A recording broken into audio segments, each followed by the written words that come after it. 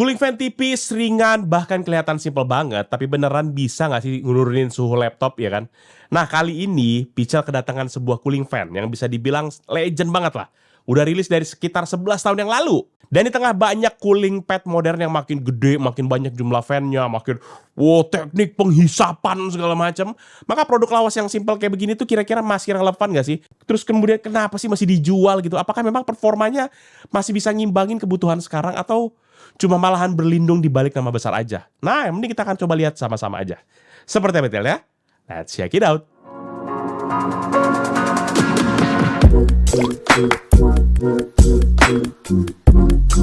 Halo guys, balik lagi bersama Pichel dan kali ini kita kedatangan sebuah produk lawas dari brand legend yaitu Cooler Master X Slim 2.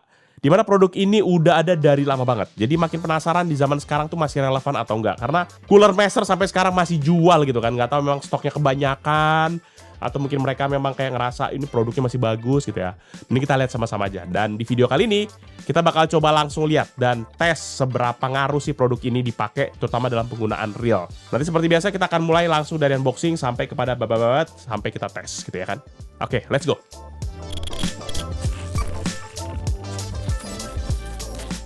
Nah, produk ini sendiri hadir dengan box dari kardus single wall dengan finishing doff, di mana warna utamanya putih bersih, dipadukan dengan warna hitam yang bikin kesannya jadi lebih modern dan juga elegan. Secara desain memang dusnya cukup padat karena isinya banyak informasi, mulai dari spesifikasi sampai fitur-fitur penting. Meskipun begitu, semuanya tuh ditata rapi dan enak banget buat dilihat. Teks dan elemen desainnya pun juga nggak saling tabrakan, jadi tetap nyaman lah buat dibaca. Dan waktu kita buka, isi kelengkapannya tuh paling cuma ada satu cooling fan doang. Nah, terus kan pertanyaannya, Bang, masa dapatnya itu doang sih? Masa nggak dapat kabel sih? isinya memang itu aja, nggak ada tambahan-tambahan lagi. Karena memang kabelnya udah jadi satu sama cooling fan-nya. Jadi keburu kalian emosi, mending bisa jelasin dulu. Ya memang kalau secara isi pakai penjualan ya simple banget. Selain itu packagingnya juga udah dipikirin banget lah sebenarnya terkait dengan guncangan. Karena produknya tuh dilapisi plastik dan di bagian kiri dan kanannya juga dikasih bantalan busa. Jadi harusnya sih aman banget ya selama proses pengiriman hingga sampai ke tangan kita.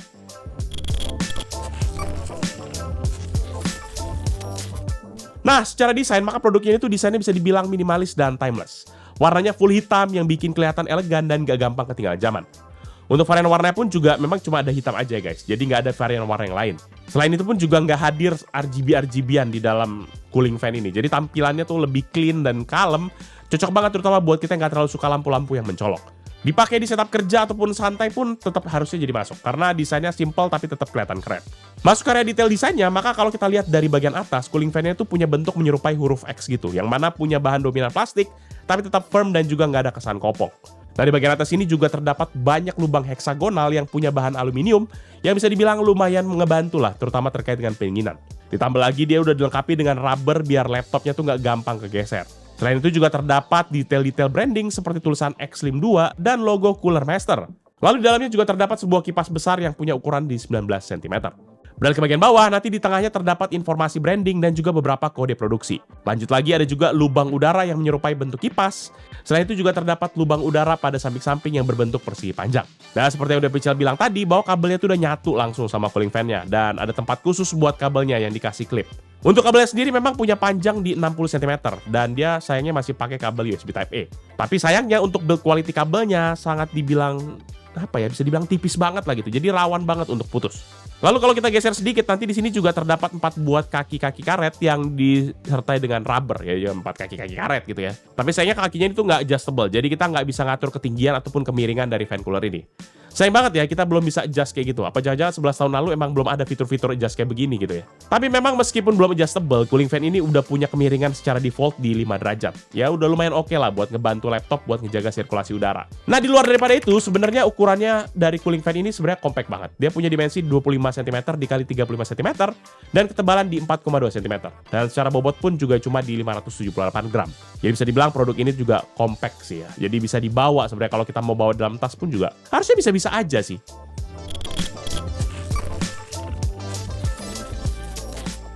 Nah, secara spesifikasi maka produk ini punya sebuah kipas dengan klaim kecepatan di 900 RPM. Ya kalau dibandingin sama cooling fan zaman now yang umumnya udah pakai 2000, 3000 RPM ataupun juga kipasnya udah sampai 2, 3 bahkan sampai 6 kipas. Mungkin kinerjanya bakal ketinggalan lah. Nah, Pichel juga coba tes nih, apakah emang 900 ini beneran atau jangan-jangan cuma gimmick doang. Dan waktu kita tes kecepatan kipasnya, untungnya dia masih stabil di kisaran 890 RPM. Dan juga waktu kita tes noise-nya, dia berada di 55,2 desibel. Jadi noticeable, kedengeran, tapi nggak terlalu berisik-berisik amat. Namun yang memang Pichel sayangkan di sini sebenarnya adalah tidak ada pengaturan speed kipasnya. Jadi speednya ya begitu-begitu aja kecepatannya. Ya Pichel juga bingung sih sebenarnya mau diatur gimana lagi. Ini tuh udah 800-an, 900-an mau diatur berapa lagi, 200 gitu kan. Ya, mungkin itu juga kali pertimbangan mereka gitu. Tapi meskipun begitu hembusannya memang berasa lah gitu ya ke bagian atas. Buat laptop yang nyedot udara dari bagian bawah, maka angin tambahan seperti itu bisa ngebantu laptop kita jadi sedikit lebih adem. Dan untuk menyalakan produk ini juga memang nggak butuh daya gede ya, cuma butuh 5 volt aja. 5 volt palingan cuma sekitar ya banter-banter mungkin 1 ampere maksimum. Dan seperti biasa, karena Pichel juga pengen ngetes apakah memang cooling fan ini masih relevan atau enggak. Pichel tuh kan nggak akan puas cuma ngeliat data-data doang. Oleh karena itu, kita akan coba melakukan tes idle serta juga stress test, dan juga kita lanjutkan dengan benchmark dan juga temperatur test. At least kita buat lihat ada perbandingan seperti apa dari skenario-skenario tadi. Dan juga sebagai perbandingan nanti Pichel akan menampilkan data dari skenario dari non-fan ataupun tidak pakai kipas, dan juga kita pakai kipas. Kita coba lihat seberapa besar perbedaan yang terjadi. Dan setelah itu juga kita bakal kasih jeda sekitar 10 menit dari masing-masing tes supaya suhu laptopnya turun kembali ke kondisi normal. Dan dalam pengetesan ini kita gunakan laptop dari Asus, yaitu Asus VivoBook S14 S3407VA. Ya, buat yang belum nonton bisa lihat di sini ya, mana tahu penasaran. Ini laptop yang menurut Pichel cukup oke, mid-range. Dan laptop ini sendiri memiliki spesifikasi sebagai berikut, yaitu Intel prosesor 210H, RAM 16GB DDR5, storage SSD M2 PCIe 4.0 dengan kapasitas 1TB, integrated GPU Intel HD Graphics Xe G4 dengan 48 EUS dan sharing memori default sebesar 7,8GB. Dan ya detailnya bisa teman-teman lihat lah ya, karena Pichel udah review ya kan. Kita udah kupas tuntas gitu kan. Jadi jangan Pichel jabarin banyak-banyak di sini. Dan sebagai catatan tambahan juga dalam pengujian ini, Pichel berada di ruangan ber-AC dengan suhu ruangan sekitar 18 derajat Celcius. Sementara laptopnya Pichel setting ke standard mode dengan kondisi charging. Dan tes kita mulai dengan idle test. Nanti kita lanjutkan pakai aplikasi Aidan 4. Dan hasilnya teman-teman bisa lihat di sini. Bisa kita lihat sendiri dari data pengetesan tadi dari idle setelah pemakaian fan bahwa temperatur prosesornya turun sekitar 4 derajat Celcius atau 7,27%. Lalu untuk frekuensi CPU-nya naik sekitar 0,6 GHz atau 42,86%. Nah, tapi konsumsi dayanya pun juga naik sekitar 4,2 watt atau 200%. Sedangkan pada waktu stress test terlihat beberapa perubahan setelah memakai fan-nya, di mana temperatur prosesornya turun sekitar 8 derajat Celcius atau 9%. Lalu untuk frekuensi CPU-nya juga naik tipis aja, hanya di 0,1 GHz atau sekitar 4%. Sedangkan untuk konsumsi dayanya di sini turun 3 watt atau 10%. Nah, di pengetesan idle dan juga stress test ini, Pichel ngelihat masih terdapat pengaruhnya walaupun cenderung minim banget. Selain itu pun meskipun cooling pad ini mengambil daya dari laptop, anehnya waktu stress test malahan turun nih performanya. Kalau menurut hemat Pichel sih, ini kayaknya karena dia udah pakai kipas tambahan, jadi untuk mencapai batas temperatur aman tuh jadi lebih cepat, dan akhirnya malahan bikin load fan-nya jadi lebih enteng. Setelah itu Pichel juga bakalan tes dengan beberapa aplikasi benchmark buat ngelihat apakah ada kenaikan performa secara kuantitatif. Pertama kita akan tes menggunakan Cinebench R20, dan setelah 3 kali pengujian hasilnya ada dikenaikan skor rata-rata sekitar 421 poin atau 14,01%. Tes kedua kita tes dengan tes rendering BMW di Blender, dan setelah 3 kali pengujian hasilnya jadi lebih cepat secara render, di mana secara rata-rata tuh walaupun kecil ya cuma sekitar 6 detik atau lebih cepat sekitar 2%. Lanjut hasil tes ketiga pakai PC Mark 10, dan hasilnya di sini agak aneh nih. Di mana setelah pemakaian fan ini malah performanya jadi nggak konsisten. Di mana pada esensial turun 206 poin atau sekitar 2,13%. Lalu productivity justru naik 168 poin atau sekitar 2,31%.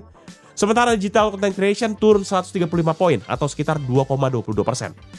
Dan untuk average-nya pun juga ikutan turun di 38 poin atau sekitar 0,7%. Jadi bisa dibilang hasilnya cenderung fluktuatif dengan perubahan yang relatif kecil di setiap skenarionya. Dan yang terakhir kita tes menggunakan 3D Mark Time Spy, dan ternyata di sini pengetesannya Pichel nemuin keanehan lagi nih. Karena setelah kita pakai fan coolernya, maka performanya malahan jadi turun. Jadi kayak graphic score-nya tuh malahan turun 12 poin atau turun 1,17%. Sementara untuk CPU score dia turun cukup banyak di 637 poin atau turun 8,24%. Dan rata-rata skornya pun juga turun 16 poin atau turun sekitar 1,36%. Nah, kalau menurut Pichel sih, memang bisa jadi ini fluktuatif karena dipengaruhi oleh sistem power management dari laptopnya juga. Meskipun terlihat bisa menunjukkan kenaikan di beberapa aspek, tapi malah terlihat mengorbankan dari sisi lainnya. Atau dalam beberapa teori yang lain, Pichel juga berpikir bisa jadi laptop ini sudah menyentuh akan maksimum pointnya, sehingga walaupun dibantu dengan cooling fan begini, tidak terlalu signifikan. Dan untuk melengkapi akan tes cooling fan ini, nggak lupa Pichel coba cek suhunya saat idle dan juga saat stress test tadi. Dan di sini terlihat tuh kalau suhu terpanasnya tuh ada di bagian keyboard. Dan setelah pemakaian fan, maka saat idle average suhunya tuh turun 0,7 derajat Celcius atau 1,89%. Sementara untuk maksimumnya masih tetap sama nih angkanya. Nah, saat waktu kita stress test, nah di sini average suhunya malahan naik 2,9 derajat Celcius atau naik 6,86%.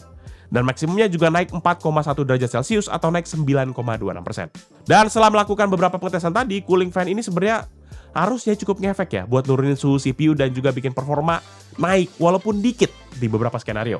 Tapi memang teman-teman jangan kebayang kayak bakal ngasih efek yang wow gimana-gimana gitu ya.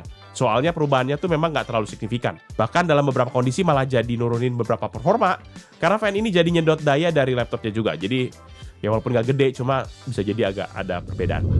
Overall, menurut pribadi Pichel, Cooler Master X Slim 2 ini memang sebuah produk legend yang sudah dirilis belasan tahun yang lalu.